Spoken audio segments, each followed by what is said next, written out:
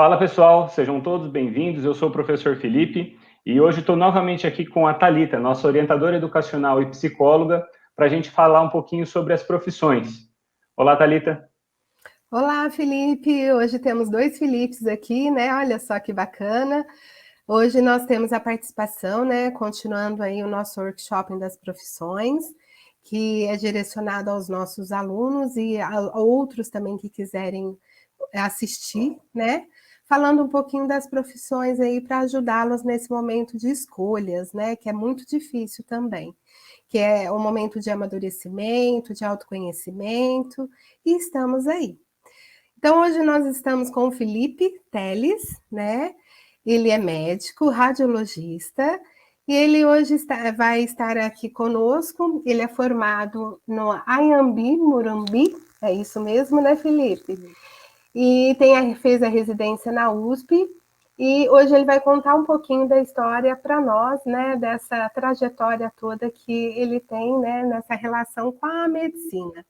Nós temos muitos alunos que querem medicina, Felipe. Acho que isso é importante a gente pontuar aqui, né? Alguns porque acham uma profissão muito bonita, né? Sempre nessa busca do olhar, do cuidado com o outro.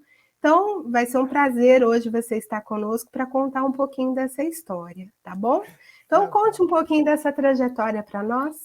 Olá, Thalita. Olá, Felipe. A todos os alunos do Novo Colégio. É um prazer estar aqui essa noite, falando um pouquinho daquilo que eu amo fazer, que é ser médico.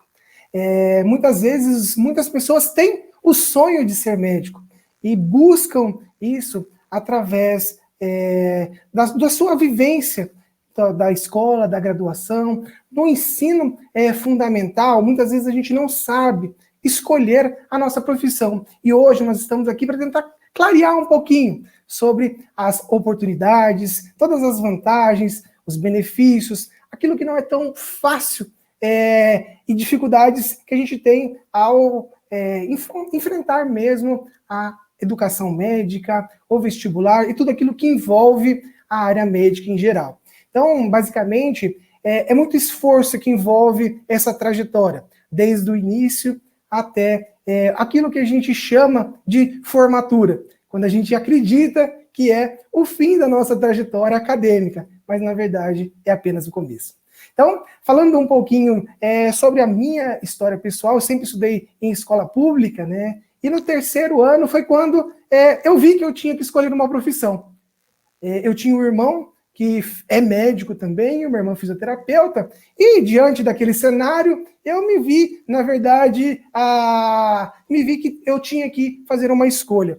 E, na verdade, eu não sabia muito bem o que eu queria, tá? Então, acredito que muitos dos alunos estejam vivenciando isso, não saber o que é, e é algo muito importante que deve ser levado em consideração nesse momento. Então, o aluno deve buscar em feiras, buscar em eventos como esse, palestras, podcasts, informações sobre aquilo que ele vai lidar durante toda a sua vida. Foi quando, após o terceiro ano, eu entrei no cursinho para assim me dedicar aos estudos para entrar no vestibular. E vou falar para vocês hoje, e não é vergonha nenhuma, eu não sabia o que era FUVEST no terceiro ano. Então, foi quando eu conheci a palavra. Um amigo me falou, você vai prestar FUVEST? Quando eu entrei no cursinho. E foi assustador para mim. Não saber, não ter essa formação. Meu pai e minha mãe têm origem muito simples, tá? E não sabia, realmente eu não sabia. Foi quando eu tive contato com a primeira vez a palavra vestibular. E como a gente sabe, a origem da palavra ela é muito difícil. Vestibular significa entrada. Então, qual seria a minha entrada para a universidade? Foi quando eu tive que realmente me dedicar aos estudos. Então, eu passava geralmente de 12 a 16 horas diárias estudando, tentando tirar aquele atraso que ficou. Vestibular no primeiro ano, com certeza, e era óbvio, não passei, no segundo ano não passei. Foi quando, no terceiro ano, depois de muitas noites sem dormir, eu consegui passar numa universidade privada. Então, era um sonho, inclusive, meu pai e minha mãe sempre fomentaram esse sonho, mas que não é tão fácil assim. Então, o primeiro grande obstáculo é entrar na universidade. Mesmo universidades particulares são difíceis de entrar. E aqui vai minha primeira dica. Tentem faculdades públicas, faculdades federais. Por que eu estou falando isso? Quando eu entrei na faculdade, eu fiz 1 ano de medicina e eu tive que trancar minha faculdade. Eu não tinha mais dinheiro, tá? Para terminar a graduação. Então, pasmem, eu assinei a minha matrícula e eu assinei a minha desistência no primeiro ano. E aí? O que eu fiz? Eu fui montar cama elástica e vender pipoca e montar mesa e cadeira junto com meu pai. Então é algo muito difícil, algo muito triste, um ano muito difícil, mas foi o ano que eu mais cresci na vida. E eu dei muito valor a isso. Por quê? Quando eu voltei para a faculdade, através de incentivos de familiares, de pessoas distintas, eu consegui o financiamento estudantil, o FIES, e graças ao bom Deus, eu pago minha faculdade até hoje. E posso dizer que eu sou muito feliz com isso e muito grato. Então, são momentos difíceis, momentos que a gente pensa que não vai dar conta e que muitas vezes não há amparo. Porém, a vida vem para nos ensinar. Então, esse é o primeiro ponto, uma história pessoal na qual eu enfrentei. E eu gostaria já de passar essa mensagem para os alunos.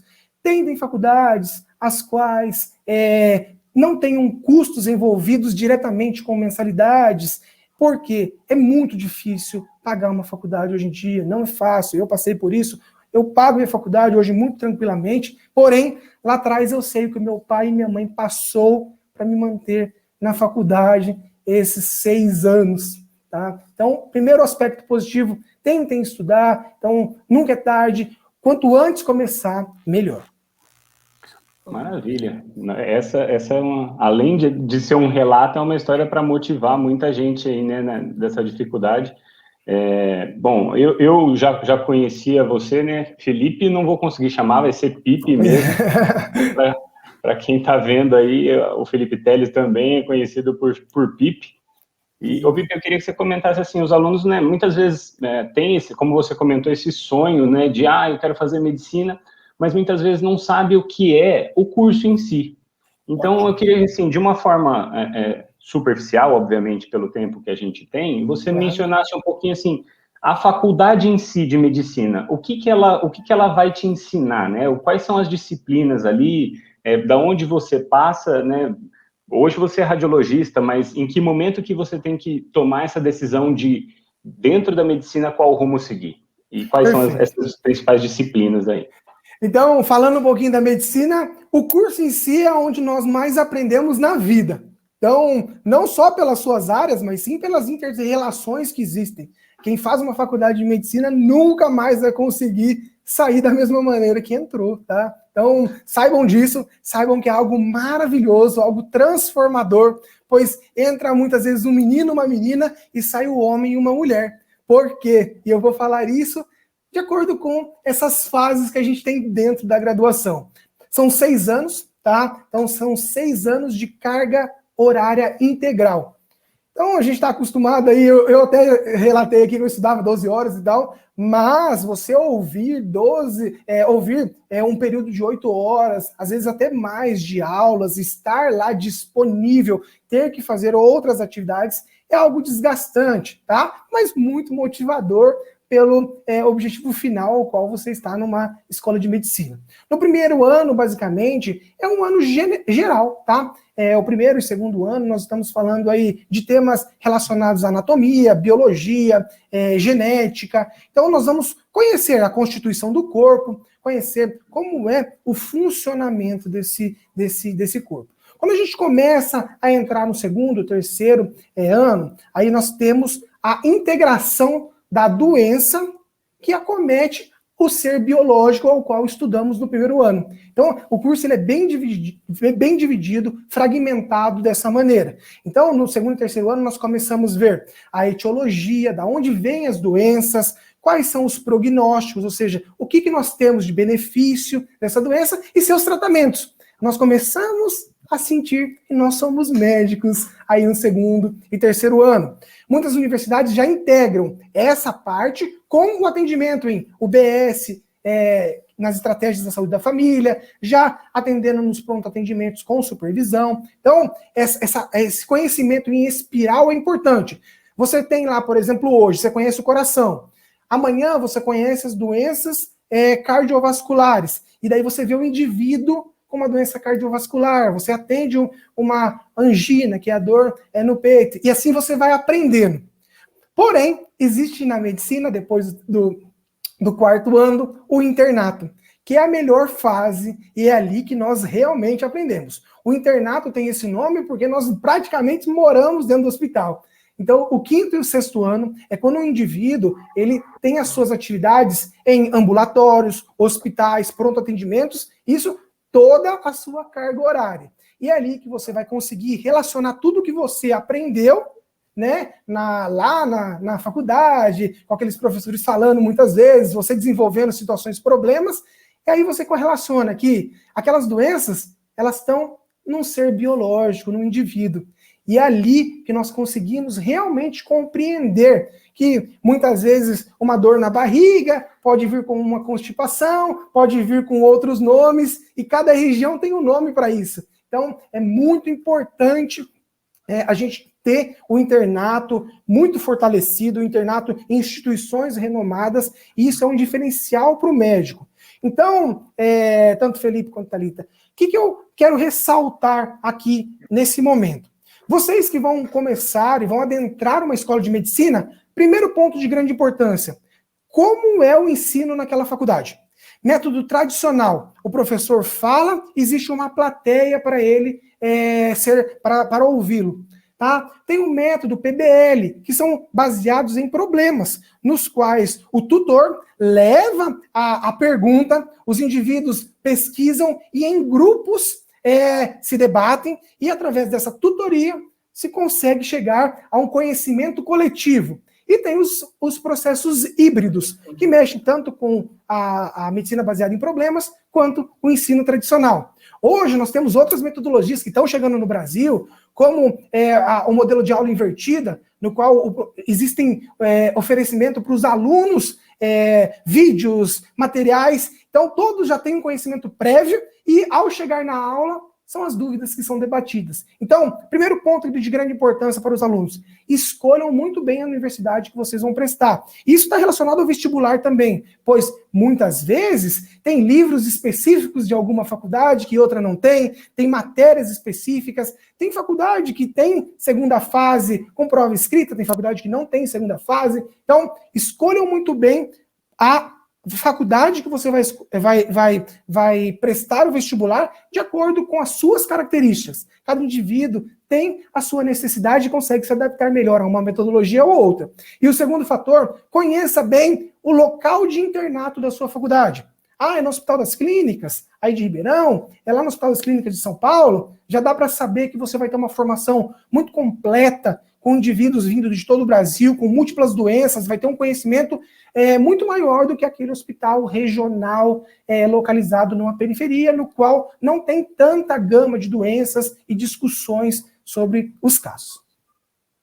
E como que faz aí para o aluno que quer saber sobre isso, né? Porque para o aluno é muito difícil, às vezes ele não está na cidade, né? Ele não está... Como que ele pode saber? Onde que ele consegue buscar informações a respeito de qual que é o método utilizado, né? Pela faculdade, ou então quais são os hospitais? Como que o aluno busca isso? Perfeito. O primeiro ponto, tem um site que é maravilhoso, eu gostaria de recomendar para todo mundo, que é www.escolasmedicas.com.br. Lá nós temos data de vestibular, valor de mensalidade e, inclusive, nós temos essa questão de hospitais que são atendidos, os editais têm e-mails e telefones de coordenação. Então, é de grande importância o aluno também ter a sua proatividade, liga na coordenação e pergunta. Todos os sites têm telefone disponível das universidades e eles podem divulgar isso. A maioria das faculdades disponibilizam isso no site, tá? Qual é o hospital escola? É assim que a gente chama, hospital escola. Então, a gente sabe que cada faculdade tem o seu hospital escola. Então, liga na coordenação, questiona sobre tanto o método de ensino, como o hospital escola, e avalia se isso está adequado de acordo com suas necessidades. Bacana. Bacana, Felipe. Um dado importante também que eu observo assim nas dúvidas dos alunos, porque quando você vai fazer uma conversa com eles, eles sempre falam assim: quero fazer pediatria, quero fazer psiquiatria. Então eles já vão com essa ideia formada, né? E na verdade a gente sabe que tem todo um caminho aí a percorrer, como você mesmo colocou aqui. Sim. Mas eu gostaria que você explicasse um pouquinho melhor sobre essa questão da residência também, né? Porque eu acho que essas especializações, ela vem depois, né? Que você tem que prestar uma prova, não é nada tão fácil assim. E durante mesmo o curso da faculdade, muitos desistem daquilo que eles tinham como escolha, como primeira escolha, né? Eu acho que vão se identificando ao longo do curso aí, né? Então, eu gostaria que você falasse um pouquinho sobre isso. Perfeito. Então, como eu disse lá atrás, o primeiro vestibular ele é complicado, tá? Mas tem mais vestibular para a gente fazer aí pela vida. Passou os 6 anos, nós temos o que a gente conhece como residência médica. A residência médica é um curso de pós-graduação, tá? Quando nós vemos os editais da residência médica, nós cumprimos a carga horária de 60 horas semanais. Então, vejam bem o que eu estou falando, 60 horas semanais, tá? E tem uma bolsa para os residentes de R$ 3.300. Então, esse é o valor que é pago de maneira geral nas residências médicas credenciadas pelo MEC, tá? E quantas especialidades nós temos no Brasil hoje disponíveis? Então, são 55 especialidades. E nós conhecemos pediatria, cardiologia, nefrologia, né? E, por exemplo, a minha especialidade, eu sou radioterapeuta, né? A minha especialidade é totalmente diferente, poucas pessoas conhecem. Eu lido com física médica, né? E foi por isso que eu conheci o Felipe. Então, eu lido diretamente com física médica, faço prova da Comissão Nacional de Energia Nuclear, mas que médico que mexe com física, né? O que é isso? Na verdade, foi algo que eu escolhi durante minha graduação, quando eu tive contato com a radioterapia. Então, eu vi que aquilo era algo que mexia com tecnologia, que mexia com paciente, mexia com o indivíduo e tinha o poder de humanizar o tratamento. Me completou. Então, na verdade, como você perguntou muito bem, às vezes o indivíduo entra, não, eu vou ser pediatra. Chega lá, coloca uma criança no braço e fala, ixi, eu acho que não é bem assim a coisa. Então, o que eu sempre falo, quando os alunos me perguntam sobre residência, deixe a graduação fazer com que você escolha a sua residência. Então, a graduação, aproveite, estude. Quando convidarem para ir numa reunião, daquela que você nem sabe do que é, vá. Faça parte de tudo o que você puder. Por quê? É conhecimento. Lá vão falar, não, eu tenho um paciente que tinha uma obstrução cardíaca. Eles falam, não, mas o que é isso? Tem uma especialidade que chama angiologia. Eu posso ser angiologista? Você pode. Uai, que legal. Não, mas tem um paciente com insuficiência renal. Ah, nefrologia. Então, essas reuniões são de grande importância. Isso a gente não aprende sentadinho na graduação, tá? É isso que eu quero, essa mensagem é importante. Sejam proativos. Conhecer um colega lá no hospital que tem uma especialidade diferente. Doutor, eu posso te acompanhar num período de férias? Doutor, você me autoriza a conhecer as reuniões clínicas do seu departamento? Sejam proativos. Todos nos hospitais gerais estão de braços abertos para receber o estudante. E basta que ele queira, né? Então, aproveitem esse momento da graduação para escolher a residência ao qual vocês vão destinar o resto da vida de vocês. Bacana. Felipe, você mencionou uma coisa que me chamou a atenção aí, que foi a questão da bolsa, né, da residência, que é um valor já pré-estabelecido, e provavelmente isso é uma dúvida que muita gente tem, né? O médico, ele, a partir de que momento ele pode começar a ganhar algum dinheiro pelo trabalho? Porque, assim, na física médica, os estágios geralmente não são remunerados, é muito difícil você ter um estágio remunerado. Aí você mencionou que nos hospitais de escola você tem aí no 4º ano, né, 5º e 6º ano, o internato também provavelmente não tem nenhum recebimento. Não. Mas a gente escuta bastante gente falando que eu vou dar um plantão e às vezes o cara não terminou a graduação ainda. Como é que funciona? A partir de que momento ele pode ser plantonista e quais outras oportunidades ele tem de atuação remunerada dentro da medicina? Perfeito. A pergunta é excelente, Porque uma das motivações que muita gente tem ao entrar e fazer a medicina, e é algo importante a gente falar, é a remuneração, tá? É digno, é honesto, o médico é essa a profissão dele e ele cobra por isso, tá? Na verdade, Felipe, quando o médico vai dar o plantão, ele tem que ter a formação, 6º ano completo, tá? E CRM ativo. Então, assim que você faz a graduação, você termina o 6º ano, você tem seu certificado. E você leva o seu certificado pro CRM e lá é confeccionado o seu número. A partir do momento que você tem um número, tá? Esse número de CRM, do Conselho Regional de Medicina, você pode dar seu plantão. Todo médico formado, ele pode dar plantão no que ele quiser, tá? Ah, acabei de me formar, vou dar plantão na UTI do Covid. Pode dar. Vou dar plantão de neurocirurgia. Porém, pode dar. Porém, aí que é o grande problema. As pessoas precisam se proteger, né? Sai da graduação, ainda em específico, vai entrar num plantão que você não tem o domínio. Tem que tomar cuidado, tá, Felipe? Então, o que muitas vezes os alunos fazem? Terminou a faculdade, vai e insere dentro da estratégia da saúde da família, tá? Então, hoje em dia, 40 horas dentro da estratégia da saúde da família tem uma variação de preço, mas em média são 10 mil reais a 12 mil reais o salário de um médico, tá? Então, a estratégia da saúde da família é entrada, muitas vezes, para o médico recém-formado, embora exista residência de médico de família. Então, tem médicos que vão para a estratégia para se formar, para ter o título de médico de família, tá? Mas você pode, como eu disse anteriormente, atuar em qualquer área, desde que você seja médico e tenha a responsabilidade por tudo que você está fazendo.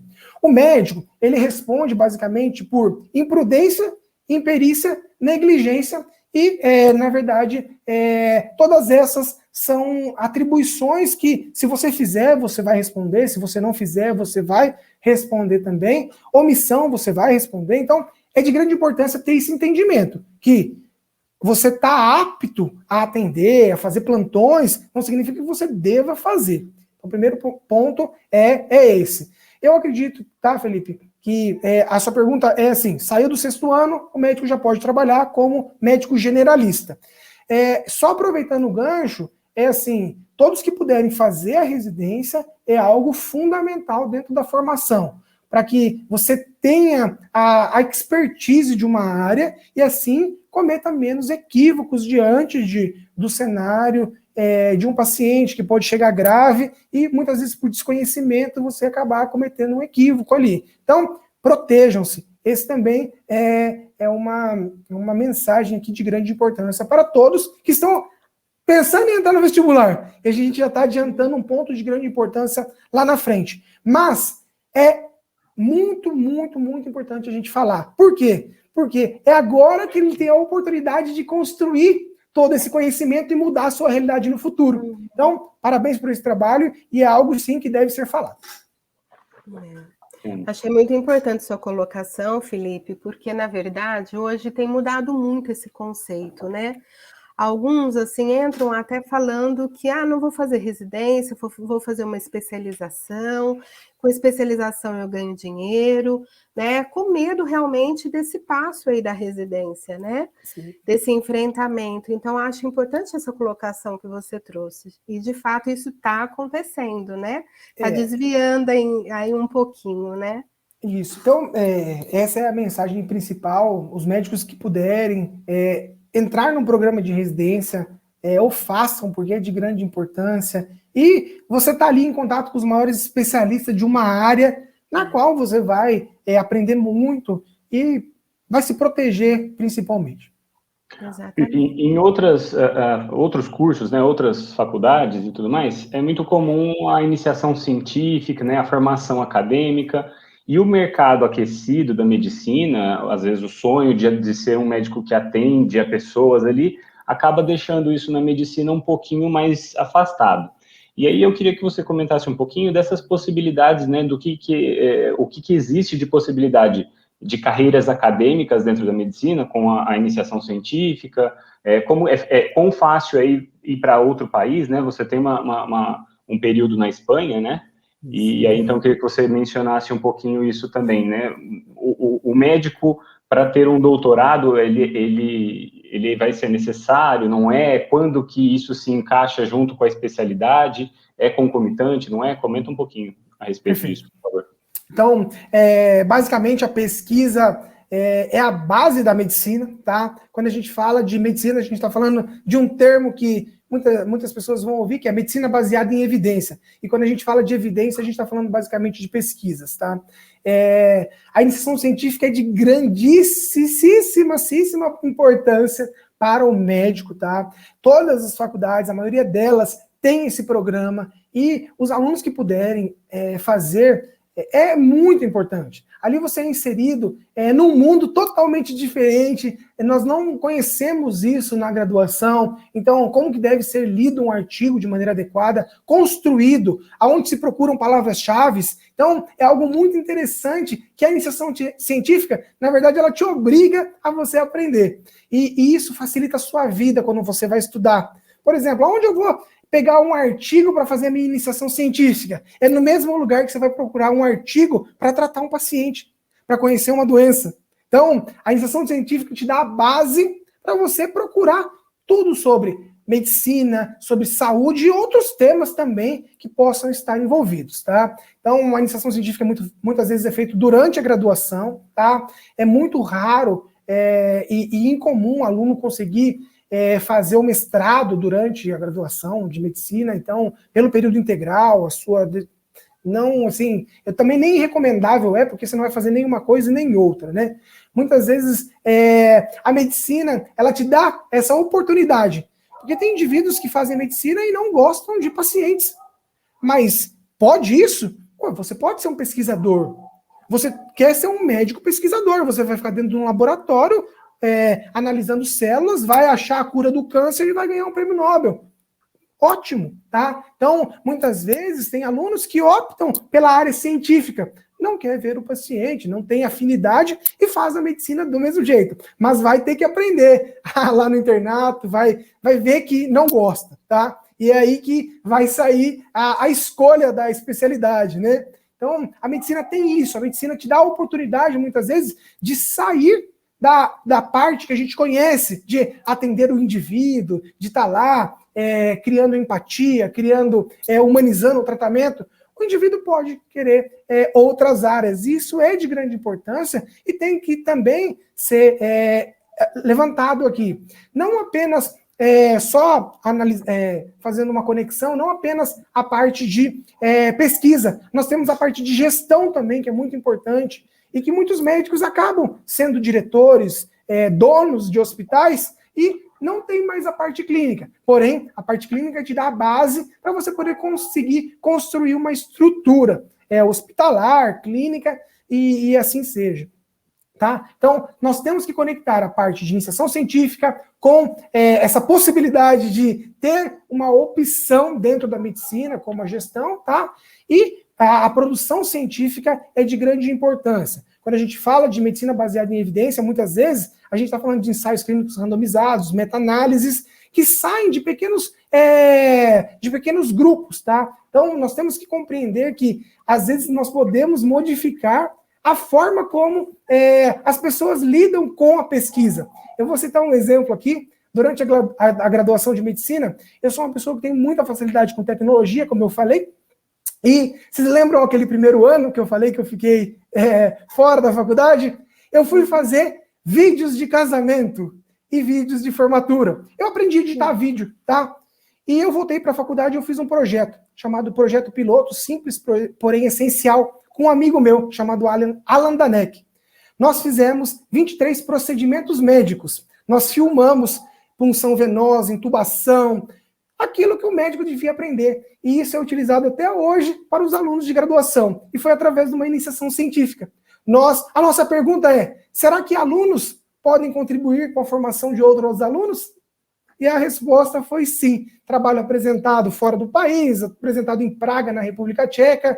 Então, nós vemos que, assim, uma pequena iniciação científica deixou frutos e hoje muitas pessoas têm acesso a esses vídeos. Eu lá, novinho, entubando o boneco, ensinando o que é um laringoscópio, o que é um estetoscópio. Então, é de grande importância, é algo que a gente aprende muito e como eu posso falar para vocês? Nada acontece em vão na nossa vida. Nós temos que aprender a tirar os aspectos positivos de tudo que a gente vive. E agora é um momento muito difícil, eu acredito, para muitos alunos, entrar no vestibular. Tire aquilo que é de positivo nesse momento. Veja o quanto você é forte, o quanto você pode superar os objetivos e que, com certeza, isso só é apenas mais uma fase de tantas outras que virão. Com certeza.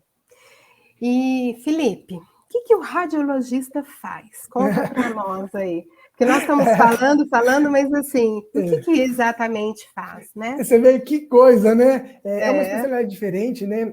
A radioterapia, de maneira geral, ela trata câncer e também doenças que não são o câncer. Então, nós tratamos doenças benignas com o uso da radiação.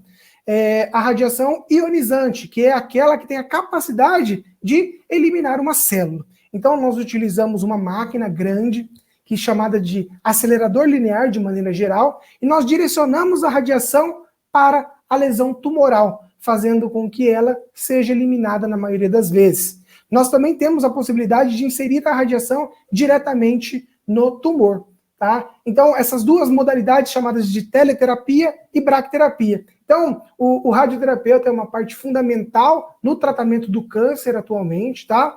Mas também doenças benignas, como queloide, malformações arteriovenosas, a radiação tem a sua possibilidade de uso, tá? Mas, de maneira geral, nós ajudamos pacientes a serem curados do câncer.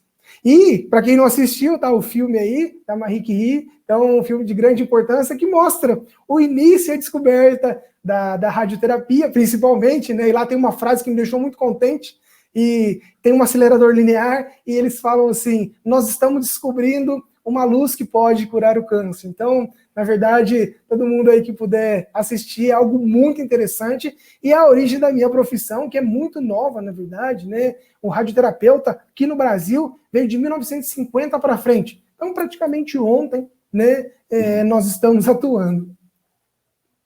Bacana. Ô Pipe, e outra coisa que você acabou não mencionando foi a questão da validade, né, do diploma fora do país. Né? Como perfeito. Para quem já tem intenção, né, como que é o processo? Você tendo o CRM aqui, como você mencionou, e ele quer atuar fora, como que faz esse processo? Perfeito. Então, a pergunta lá atrás foi, eu consegui uma bolsa científica, tá? No 5º ano, e eu terminei minha graduação na Espanha. Eu não validei na Espanha, mas eu fiz as disciplinas lá através de uma bolsa científica, tá? Então, como é que funciona esse processo de validação externa? Na verdade, depende da parceria entre o país de origem, tá? E o país de destino. Portugal é um país que aceita o nosso CRM, e daí eles fazem você tem um edital que sai anualmente, você vai lá, faz como se fosse um mestrado, você vai fazer um estudo científico e uma prova, e essa prova vai validar a sua atuação lá, mas a sua formação médica vai ser a sua própria formação aqui do país.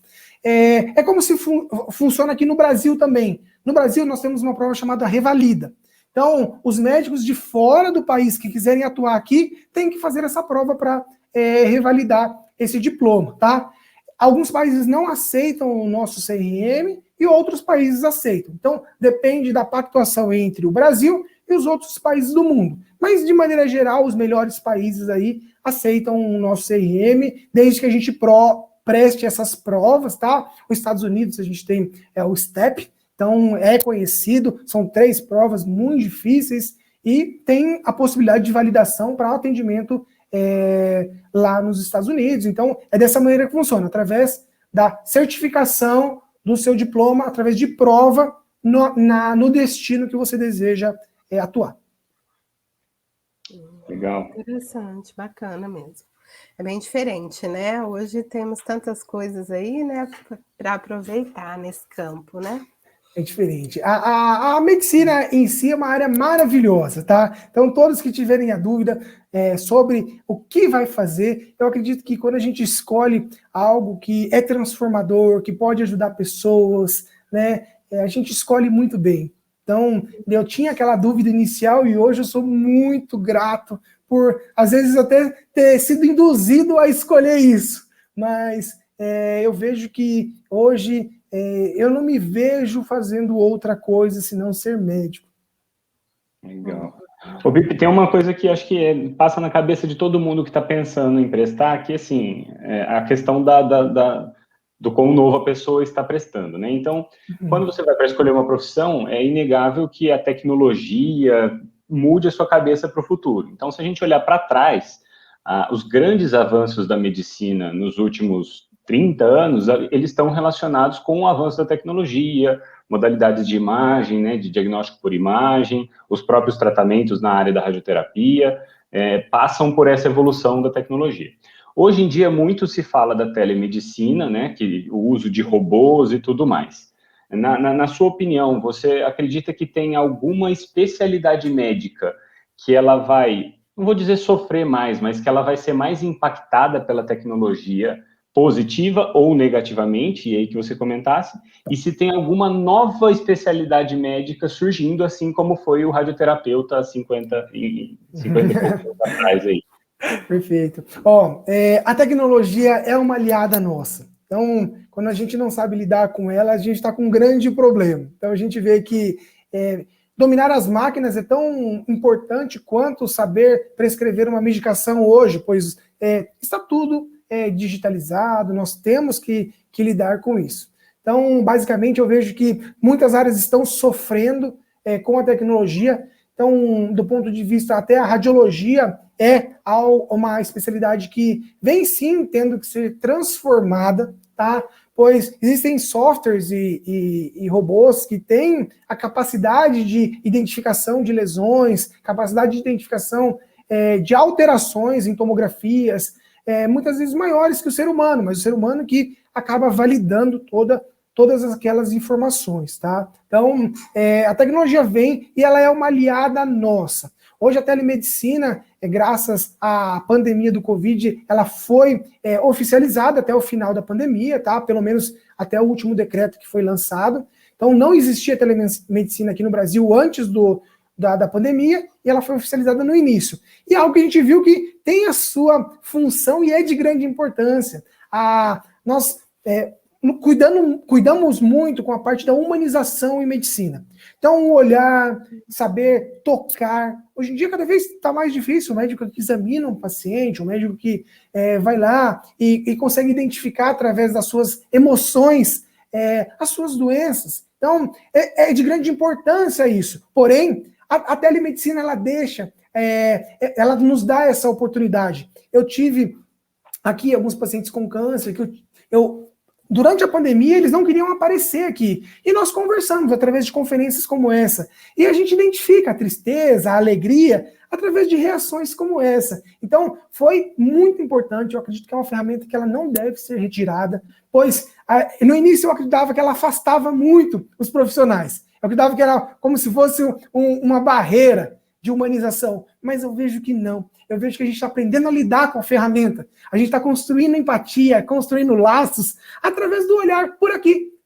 Então a gente teve que distanciar um pouquinho, mas ela vem como uma ótima ferramenta de quê? De acesso, principalmente. Muita gente vai ter o acesso ao profissional ao qual não tinha antes. Por quê? Locais lotados, muitas consultas. Hoje em dia, com uma tecnologia simples, a gente consegue atender muitos pacientes, consegue dar assistência, e aqueles que precisam de tem uma maior necessidade de tratamentos ou cuidados, nós direcionamos para um centro especializado. Então, é algo que eu acredito que nos próximos anos venha a ser, primeiro, melhorado, né? Essa questão, principalmente de dados, né? Que é o que a gente tem que se preocupar, vazamento de dados, informações sigilosas, pois um prontuário, ele vai ser digital e vai ser vídeos, né? Áudios gravados, então a gente tem que cuidar disso. Eu não acredito que a gente esteja totalmente seguro ainda com relação a isso, e é algo que pode, sim, impactar muitas pessoas, né? Mas, com relação à tecnologia em si, ela é maravilhosa e deve, sim, ser inserida dentro da nossa prática clínica. Uma nova especialidade que eu acredito que vai existir no futuro, tá? Um local específico para o tratamento de pessoas que passaram pelo Covid-19 e um médico que seja especialista em Covid-19. Pois, atualmente, o que nós estamos vendo de novos artigos com transtornos emocionais, a gente está falando de depressão, está falando de até danos cognitivos, neurológicos, aspectos pulmonares, tá? Renais, hematológicos. Eu acredito que vai ter que ter um médico específico para cuidar disso, porque é uma doença totalmente diferente de tudo que a gente conhece, né? Atualmente se acredita que é uma doença hematológica, tá? Com as suas múltiplas sequelas pelo corpo todo. Então, essa é a especialidade que muito provavelmente possa surgir aí no futuro. Exatamente. Hoje já tem uma procura grande, né, para aqueles que já tiveram Covid aí, porque tem as sequelas disso tudo, né? Então, realmente é algo que está acontecendo já, né? Acho que não vai demorar muito não, viu, Felipe? Já está acontecendo. Infelizmente, né? A medicina, ela evolui em ciclos. Ela é muito rápida, né?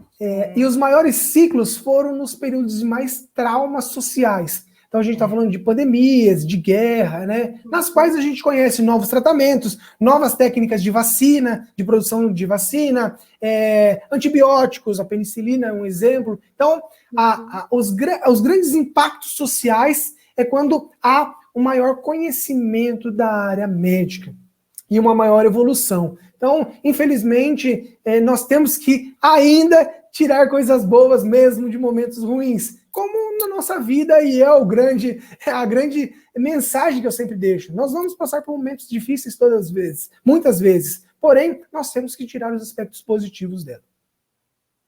Bacana. Felipe, para a gente poder caminhar para o final aqui, acho que tem muita coisa daria para a gente conversar, mas dentro da nossa proposta aqui, já pensando para o final, dentre todas as dicas aí, você já começou dando dica para o aluno, mas eu queria que você passasse uma mensagem para aquele aluno que está em dúvida, que está com um certo receio, com medo do vestibular. Eu queria que você desse sua dica um pouquinho, trazendo dessa sua experiência do que é a felicidade de você ter aí um paciente em suas mãos e amanhã ele sai recuperado, seja de um tratamento de câncer, ou seja de uma simples dor de cabeça, né? Qualquer que seja o motivo ali que estava num desconforto. Então eu queria que você passasse essa mensagem para ele e desde já eu agradeço novamente a sua participação aqui com a gente. Obrigado pelo convite novamente, eu agradeço ao Novo Colégio, é sempre uma grande oportunidade conversar e debater sobre medicina e outros aspectos, eu estarei sempre à disposição, tá? A principal dica é você, aluno, é o principal responsável pelo seu sucesso. É simples assim. Muitas vezes a gente fala, não, tem muita concorrência, são 100 por vagas. Se tem a vaga, ela pode ser sua. Então, eu acredito que o quanto você se dedicar é diretamente proporcional ao quanto você vai ter de benefício lá na frente. Então, não desista. Às vezes vai ser um pouco mais difícil, vai passar um ano, tem gente que passa 2, tem gente que passa 10.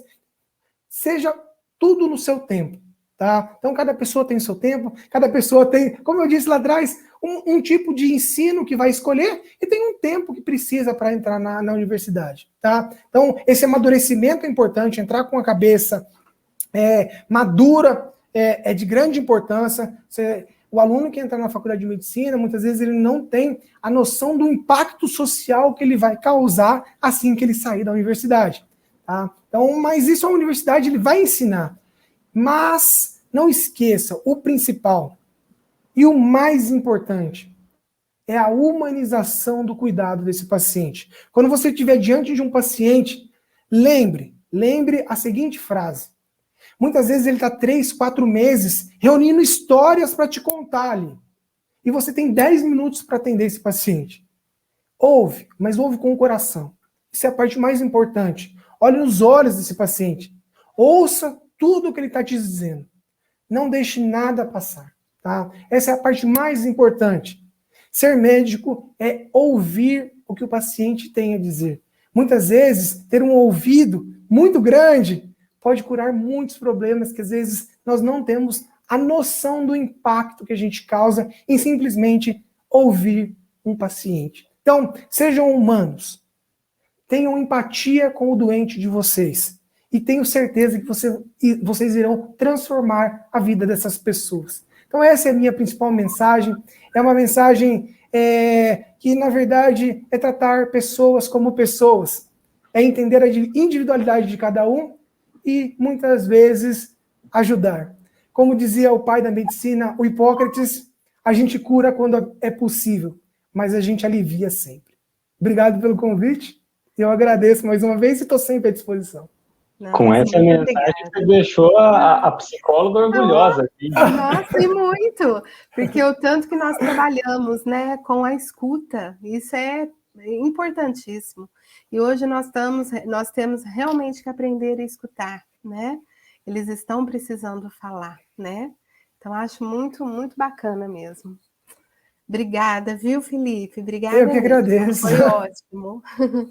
É isso aí, pessoal. Se vocês gostaram desse nosso bate-papo aqui com o Felipe Teles, se inscrevam no canal do Novo Colégio, comentem, compartilhem com seus amigos, ajude o máximo de pessoas aí que às vezes está na mesma dúvida, mesmo os que não são alunos do Novo Colégio. Tem um amigo que está lá em Curvelo, cidade do Felipe.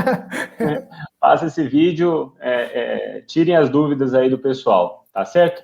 Obrigado, pessoal. Até a próxima. Obrigado, Thalita. Obrigado, Felipe. Obrigada. Grande abraço. Tchau, tchau. Tchau, tchau. Tchau, tchau.